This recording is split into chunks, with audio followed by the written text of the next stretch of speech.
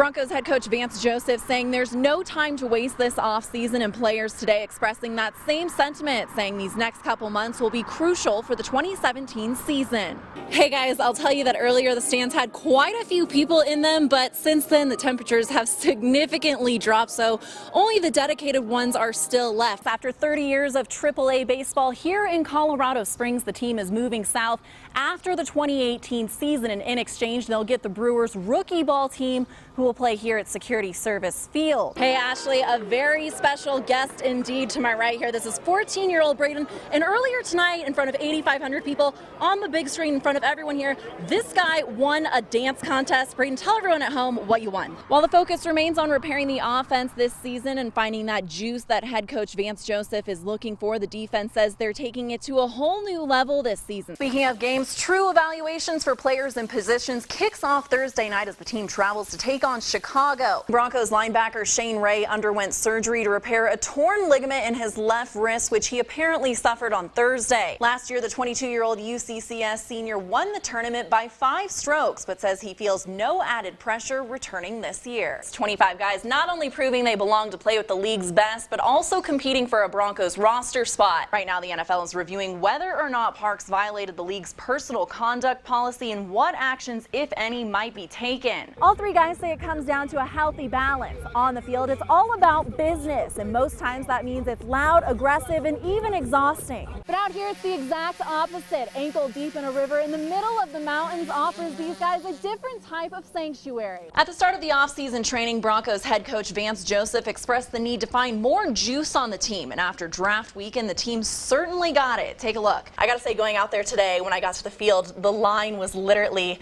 out the gates, down into the parking lot. A lot of military families there. Very cool experience for everyone. If you've never seen a 21 gun salute, it's very cool, but it's also very, very loud. And he's joining me now. So Ryan, talk to me about what your first impression was opening day. You're the man of the night. How does it feel? It feels great. No, it was a great team win. Top-seeded Falcons are coming home champions once again. Air Force defeated Richmond for the 2nd consecutive year, crowning them the Southern Conference Championship title. When his daughter was born, he missed the tournament because of her birth, and now 18 years later, he'll miss it for her high school graduation. And sounds like a very smart young lady. Brown University class president commencement speech, so very proud dad, I'm sure. And Garrett Cooper, also a former Sky Sox guy, got his first major league hit tonight.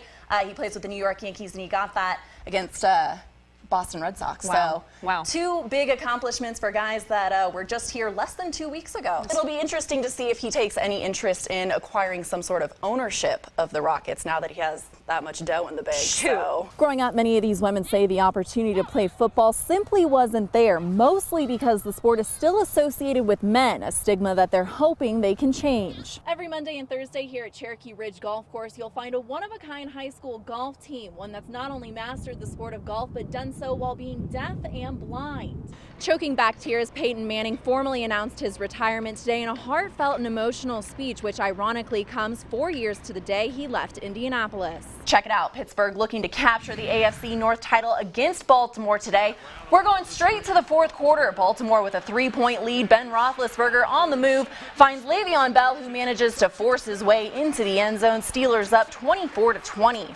That lead, however, wouldn't last long. Joe Flacco with the handoff to Kyle Juszczyk, who was almost taken down, but stays on his feet for the diving touchdown, 27-24 Ravens. The Steelers had just over a minute to get the ball downfield and score. Antonio Brown will get the job done. Brown breaks the plane for the winning touchdown. Pittsburgh wins the AFC North title. Final score 31-27. Rookie quarterback Paxton Lynch getting his 2nd career start today. In the first, 2nd and 9 here, and Lynch is sacked by Jacksonville's Derek Marks. No score through the first quarter. Early in the 2nd, though, Jaguars take the 3-0 lead as Jason Myers knocks the 47-yard attempt through the uprights. Lead didn't last long, though. Halfway through the quarter, and Broncos' Devontae Booker takes the handoff and manages to twist and turn his way in for the 6-yard touchdown. Broncos up 7-3. Under a minute before the half, and Lynch throws a bullet to Demaryius Thomas. Broncos pick up 18 yards on the play.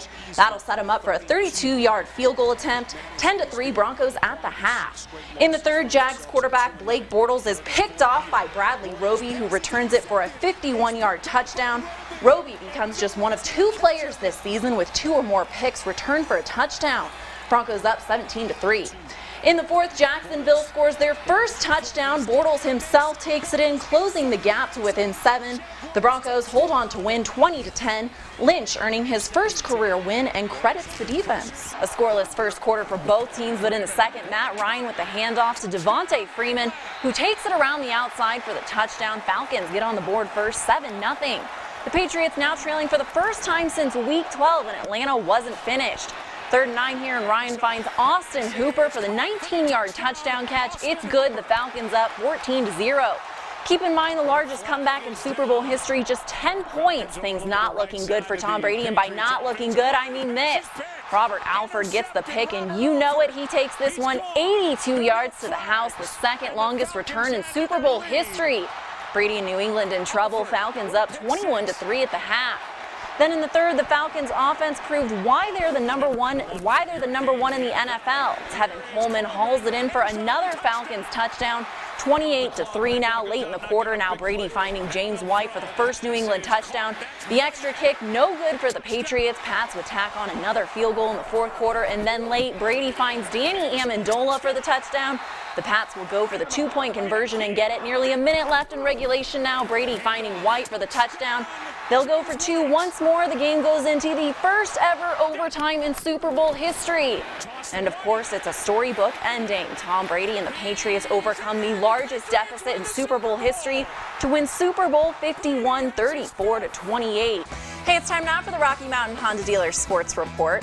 As of 8 a.m. this morning, Broncos linebacker Shane Ray underwent surgery to repair a torn ligament in his left wrist, which he apparently suffered on Thursday. The injury forces him to miss at least 6 to 8 weeks. Not a good time, as the team is already thin as it is at the position.